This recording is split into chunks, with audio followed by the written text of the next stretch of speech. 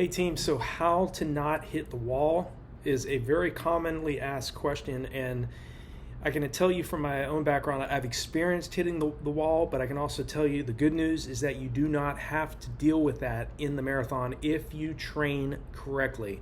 Okay, this is why I always preach, don't run long, slow, and easy every weekend during your training, okay? Hitting the wall, there's a lot of reasons why we hit the wall in the marathon or these longer races. One of the key reasons is we're running way too anaerobic too early in the race. We're trying to do too much, get too hyped up, run someone else's race, and we run too aggressive too early, okay? And that causes a great deal of pain and struggle for a lot of athletes. So if you can practice running a negative split, running a little bit more conservative in the early stages of your marathon or your 10K, half marathon, even if you're running a 5K, don't go out at 1 mile to 3K, your 1 mile to 3K race pace in the first mile of that race, or the first 1.6 kilometers of the race. It's so important not to run someone else's race. Run your race, stay conservative, get out. You can practically run 200 meters all out when the gun goes off and not build up any lactic acid. So it is important to get out, but to settle into your pace and not get too hyped up so that you end up hitting the wall, okay? When I ran 2:19 for the marathon, I didn't really start hurting in that race. And this is the honest truth. I did not start really hurting bad in that race until mile 23. Okay, I had tapered down correctly. I had done several months of 100 plus miles a week. I tapered correctly. I did a 10-day taper going into the race. But the major differences between when I first started running marathons and hitting the walls quite often was, one, I was not prepared to run as fast as I was running in the first half of those marathons in the early times of running marathons. I started running marathons in 2002, and really from 2002 until 2007 when I really started to learn how to train properly for a marathon and not experience hitting a wall. That's when I started to run faster times and not hit a wall. Even in my second fastest marathon, the 2011 Monumental Indianapolis Marathon, I finished in 5th place in 2:26:42, including a bathroom break. I was running with the leaders of the race, had to jump in a porta-john at mile 17, lost probably 2 to 3 minutes off that finish time, but I didn't hit a wall in that race either.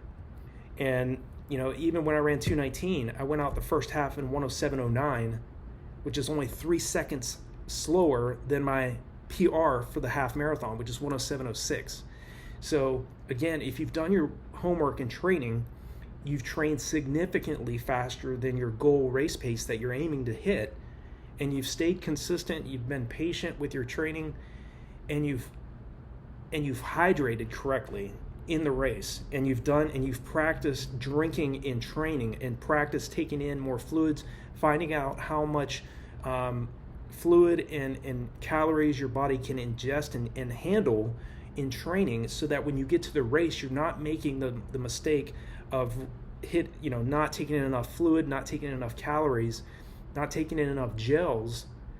That is another reason why we hit the wall as well.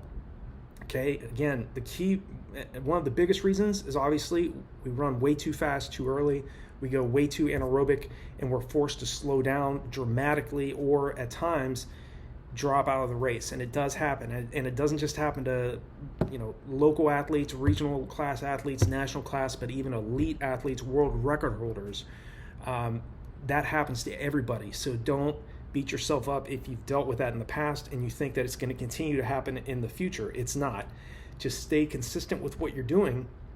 Start paying much closer attention to your pacing and your energy expenditure in the race, okay? If you're running a marathon or you're running a half marathon or a 10-mile race, don't race like it's a 5K or a 10K. Okay, it is, like I said, you can get out hard the first 200 meters and then settle into your pace and focus on running at your goal race pace, not 30 to 40 seconds faster per mile or 30 to 40 seconds per kilometer faster than your goal race pace, because you're going to blow up, okay? running your race is absolutely essential in terms of not hitting a wall, and practicing and practicing running dramatically at faster paces in training so that you get that goal race pace that you're aiming for to feel easier for you. And it's not an easy process. You're going to have times, you're going to have doubts, you're going to have times where you question yourself. You're going to have times where you think that you feel like giving up, and you feel like you just don't have what it takes to run the type of time you're thinking about. Okay, we have three choices in this life. We have a focus. We can average, we can be good, or we can be great.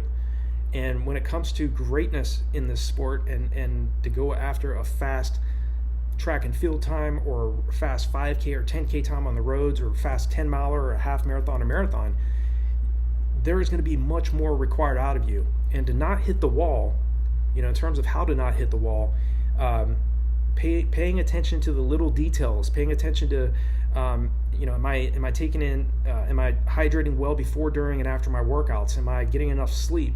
Am I stressing over my workouts or my races? Those past few bad workouts or past few bad races, am I overthinking and overanalyzing those efforts? You can't change anything about the past. All you can focus on now is where are the leaks in my training, and what do I need to do in order to not continue to make the same mistakes that I've made in the past with my training and in my racing. Have I went out way too fast in the past and blew up and hit the wall? Is that the reason? Can I adjust how much fluid I'm ingesting in the race? That might be a major reason why you're hitting the wall. Obviously, if you're a hot weather runner, running in cold weather might be place an enormous amount of stress on you, and you just may not be performing. You may not be as great of a performer in colder weather. If you're more of a cold weather runner, such as myself, you want to make sure you're finding races that are in cooler times of the year, fall, winter. That's the type of time of the year that I raced at. I did not try to run marathons or 10-mile races in the heat. Okay, it's still good to run a 5K and to do some track workouts and to do some time trials and training that's going to test your limits in the heat. But to set yourself up for success, find a race that's flat that will give you the best chance of running a fast time, provided you've done your homework and training. Because again, there is no such thing as a fast course. It's the athlete that's in phenomenal shape that makes that course fast. Okay, there's plenty of athletes out there that can go out and run on a flat course like Chicago, but if they haven't done their homework and training, they're going to hit the wall. They're going to run the first half marathon, at goal pace, and then just slowly, get slower as the race goes on. Because again, they went way too anaerobic too early. Maybe they weren't drinking enough. Maybe they didn't get enough sleep the week of the race. There's so many factors that go into hitting the wall. But if you can correct these little flaws, you can correct these leaks in your training, the likelihood of you hitting the wall is that much lower. Okay, those are the tactics that I used to not experience hitting a wall when I ran 2:19. Again, I did not start hurting, and I hurt bad in that race, in that last 5 kilometers of the race. Okay, I was really just energized. I was really well prepared. I didn't go too anaerobic in the race too early. I was definitely ready to take some risks, and I was still at 5:11 mile pace through the 20-mile mark, which I hit in 1 hour 44 minutes and 5 seconds, and that's still my record to this day for 20 miles, 5:11 mile pace. But it was that last 5 kilometers that I was just really struggling to get through. But the best advice I can give you to not hit the wall, and especially in these longer races, make sure you're taking in those gels, because that's an immediate 100 to 150 calories that goes in your bloodstream. Take some water with it. Try to grab a couple Dixie cups and ingest the gel with some water. Again, ingest those. Make sure that you put a gel on your left and a gel on your right side of your shorts. They use these bigger races. Usually in the marathon, it's usually about mile 17 or 18. Sometimes they hand out the gels around mile 7 or 8 in the half marathon events. Ingest those gels. Do not pass the aid stations. That's kind of where I'm. Those are some strategies and tactics I want you thinking about and I answer the question of how to not hit the wall. If you have any other questions regarding this topic, or you have another topic you want me to cover in my next video, leave those in the comment section below. I will definitely reach back out and respond to each and every one of you who take the time to respond to any of my videos. Definitely check out the resources below these videos as well. They're definitely there to help take you to the next level. In the coming weeks, there is a brand new RunDreamAchieve.com website that you're going to see. It's phenomenal. It's taken the current website to a whole new level. You guys and gals are going to love it. And I'll definitely announce that as well in those of you that are on my newsletter as well. So I wish you guys and gals the very best in your training. I hope this was helpful in ensuring that you don't hit the wall yourself. Again, you do not have to hit the wall, but you do have to follow the strategies that will minimize the likelihood that you will hit the wall, okay? Because it's very easy to hit it, and there's things that you can definitely do, which I've discussed here, some things definitely to consider that will make sure that you do not have to experience that in your next race.